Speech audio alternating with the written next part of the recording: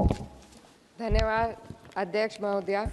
आज हमारे राष्ट्रगीत के 150 वर्ष पूरे होने पर हो रही महत्वपूर्ण चर्चा में गर्व के साथ एक भारतीय होने के नाते मैं अपने विचार रखना चाहती हूँ। सदन में इतिहास को तोड़ मरोड़ कर पेश करके फिर से मुस्लिम तुष्टीकरण के नाम पर भारतीय मुसलमानों को कटघरे में खड़े करने की कोशिश की जा रही है।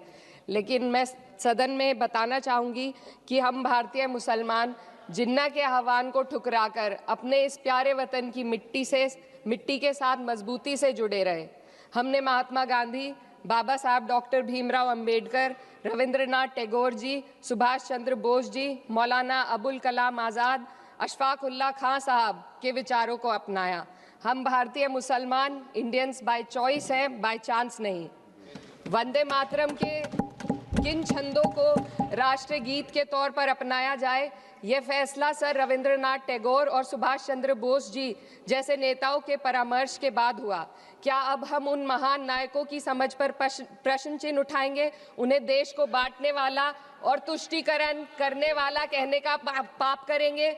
उन महान हस्तियों ने वंदे मातरम के उन छंदों को अपनाया जिन्होंने देश के हर वर्ग, हर धर्म के मानने वालों को एक सूत्र में पिरोने का काम किया। और मैं एक घटना आप लोगों के सामने रखना चाहती हूँ। वर्ष 1998 में उत्तर प्रदेश सरकार के मंत्री रविंदर शुक्ला जी ने स्कूलों में राष्ट्रगीत को गाना अनिवार्य कर दिया था।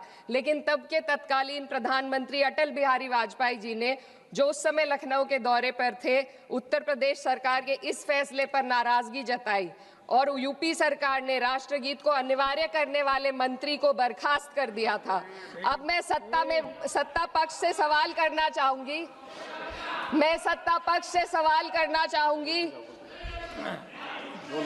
बोलने दीजिए। मैं सत्ता पक्ष से सवाल करना चाहूंगी कि जो विजन आजादी के समय के लोगों का था राष्ट्रगीत को स्वेच्छा पर छोड़ने का, उसी का अनुसरण माननीय अटल बिहारी वाजपेयी जी ने किया, तो क्या वे भी मुस्लिम तुष्टीकरण कर रहे थे? जी नहीं, अटल बिहारी वाजपेयी जी राजधर्म निभा रहे थे। देश में सब धर्मों को एक साथ लाना, सबके जज्बात का एहसास करना ही सबसे बड़ा राष्ट्रवाद है। माननीय अध्यक्ष महोदया, आज हमें वंदे मातरम के असली भाव को समझना जरूरी है।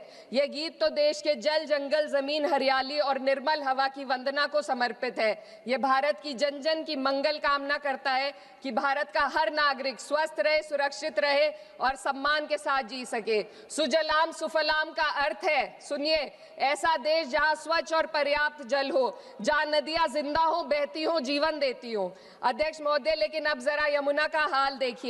दिल्ली प्रदूषण नियंत्रण समिति की 2025 की रिपोर्ट बताती है कि यमुना के कई हिस्सों में बीओडी स्तर 127 mg पर लीटर है तक पहुंच चुका है, जबकि किसी जीवित नदी के लिए ये 3 mg पर लीटर से कम होना चाहिए।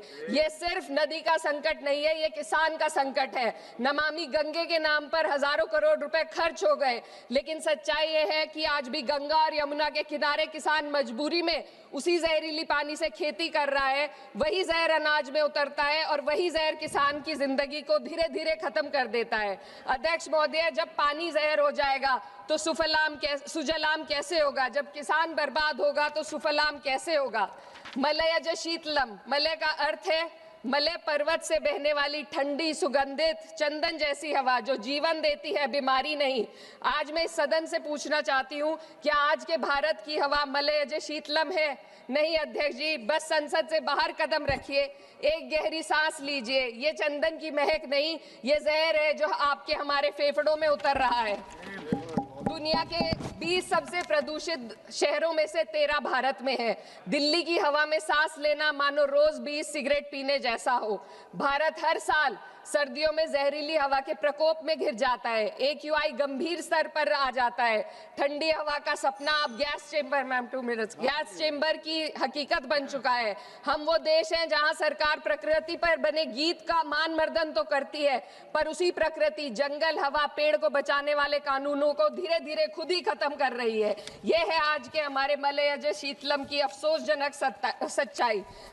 अगर हम हवा को साफ नहीं कर पाए तो न सुजलाम बचेगा न सुफलाम बचेगा।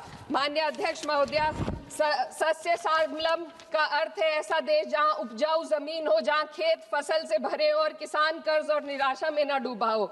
आज किसान सिर्फ मौसम से नहीं लड़ रहा, वह प्रदूषण, नीतियों की बेरुखी और सिस्टम की नाइंसाफी से लड़ रहा है। एक तरफ कॉरपोरेट के लोन माफ होते हैं, दूसरी तरफ किसान को उसकी वाजिब एमएसपी भी नहीं मिल पाती है। आप ग्लोबल सुपर पावर बनने की बात करते हैं, लेकिन हमारी पर कैपिटा इनकम दुनिया में 136वें नंबर पर है। हम अपने छोटे पड़ोसी देश से भी पीछे हैं। हमारे लोग $2,500 तक भी नहीं कमा पा रहे एक साल में, और जिन अरबपतियों की ये रक्षा करते हैं वो इतना पैसा एक सेकंड में कमा लेते हैं। आज वंदे मातरम को बुनियाद बनाकर राजनीति की जा रही है, लेकिन जमीन पर जंगल पूंजीपतियों को सौंपी जा रही है, आदिवासियों को उनके घरों से उजाड़ा जा रहा है।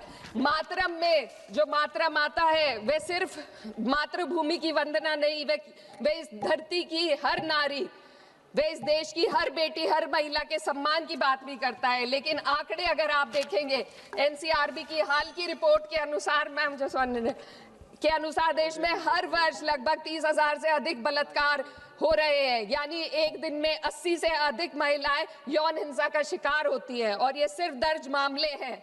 जब जम्मू कश्मीर की एक बच्ची हिंसक अत्याचार का शिकार होती है, जब सत्ता से जुड़े लोगों पर आरोप लगते हैं और कार्रवाई वर्षों लटक जाती है, जब उन्नाव की पीड़िता लखनऊ के दरबार में इंसाफ को लेकर अपनी जान देने पर आमादा होती है, जब बिल्किस बानो के अपराधियों का सरकार के लोग द्वारा स्वागत किया जाता है, तो ये घटनाएं वंदे मातरम की आत्मा पर चोट पहुंचाती है। मैं अध्यक्ष महोदया बस यही कहना चाहती हूँ अपनी बात को अंत में रखते हुए कि वंदे मातरम सिर्फ अतीत की ललकार नहीं, ये वर्तमान की जिम्मेदारी है, ये आत्मा मंथन की घड़ी है। यही समय है कि हम वंदे मातरम को सिर्फ नारा नहीं, नीति और जिम्मेदारी बनाएं। और अपने जज्बात को मैं आलमा इकबाल साहब के तराना-ए-हिंद के साथ इस सदन में रखना चाहती हूँ कि सारे जहां से अच्छा हिंदुस्तान हमारा, हम बुलबुले हैं इसके, ये गुलसिता हमारा, मजहब नहीं सिखाता आपस में बैर रखना, हिंदी है हम, वतन है हिंदुस्तान हमारा। श्रीमती लवली आनंद।